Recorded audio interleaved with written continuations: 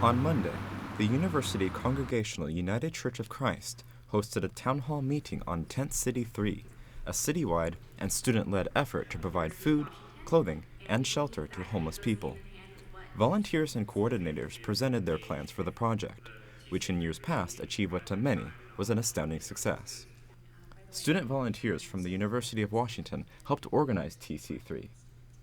I just want to acknowledge that there's a decade-long history of student activism trying to get the university to host Tent City, and that it's this group, after sort of learning lessons from previous student organizers and working continuously, even as the students involved change, sort of that movement happening continuously, that has made this happen. Pastor Catherine Foote works for United Church of Christ and has helped oversee Tent City throughout its development. She looks into long-term and transitional housing for the homeless and provides insight into the church's role in Tent City 3. This congregation takes seriously the gospel call to justice and care, and so we have found a variety of ways to partner with people who are in need of shelter. We have a Congregational Housing Association that has built low-income housing for families. Right across the street we have Sortune Court, which is one of our first buildings that offer apartment space for low-income families especially. Alicia Raftery is a student at UW and part of the Tent City Collective. She is in charge of the engagements crew, which puts on opportunities for students to get involved with TC3 through volunteer work and community events.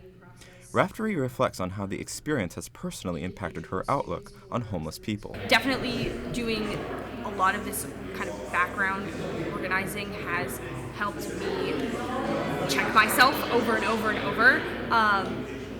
And I mean, personally, I would hope that that's what we're doing, not only to the larger UW community, but like in Seattle as well. I just think like this is the issue, and for me at least, and walking to class as a student and passing people who were like sleeping and hanging out on the Ave, and then you're sitting in chem lecture and you're like, there's like a disconnect in that to me, Yes. And it's just, in my personal experience, has been so incredibly visible, and yet it's so easy now to just walk right by and just, blinders on, and it doesn't matter. These are our neighbors. These are people who live with us in our community, and I think that's an amazing starting point for people, to talk about these kind of problems. No, this is your neighbor. This is not someone who, they're dealing with things that are different than you, but this is not someone who you need to stereotype in a negative way, whether it's thinking something terrible about them or pitying them, right? What we need more of is understanding. Ours is not a plight derivative of drug or alcohol. It's an economic status. And that's the biggest help that you can help us with, is spreading the fact that these folks are not drug addicts or alcoholics, but people down on their luck. Don't come in thinking you know the solution, but listen and partner with people living in that situation. That's the other thing we learned. First Tent City that was with us, we learned it's not about us helping them. It's about a partnership.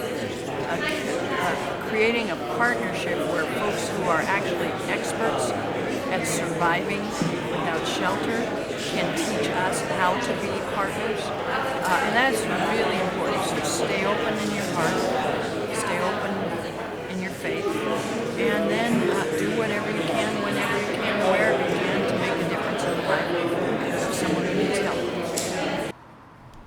Wes Gonzalez, Ocean in a Drop News.